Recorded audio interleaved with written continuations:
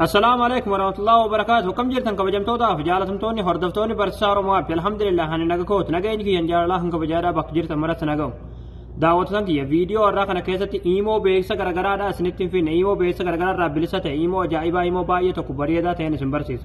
اگا دعوتن كي يا ايمو كوني ايمو بايه تو كلكلو تيري چودا اكاسما گروبي غرغرادا گروبي اسي سادا همبي رسنله نماتين فيديو چودا گروبي فويس كليب جنن سنيه چودا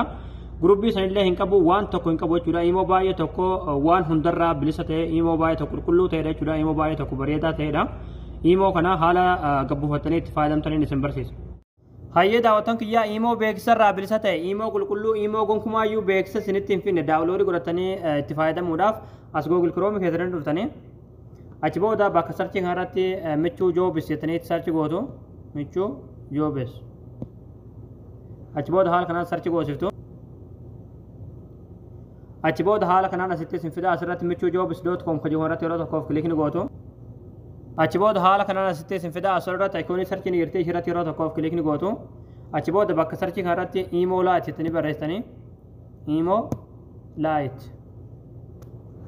achi booda sarchi goosiftu achi booda haala kanaa suuraa kana isin fida suuraa fakkii yuutuubii ofirraa qabu kanarratti yeroo tokkoof kilikni gootu achi booda aappii uffachuudhaaf asirra suuta gadanii deemtu suutumaan gad deemtu صوتمان قد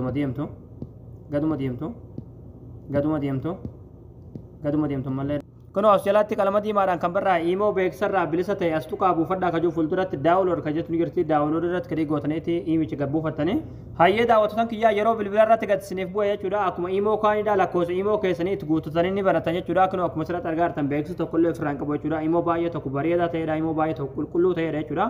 إيمو وان هندر بلسة تيرا إيمو كنا جبو فردا تي تفايدة ما دا نسنجا egaa daawwattan kiyyaa isin gara yeetan abdii qabaa barnoota keenya har'aadhaa asirratti raawwataa barumsa bareedaa barumsa haaraa argachuudhaaf tuktuu keenyaaf haaraa taatan fooloo gootanii hordofuun dagatinadha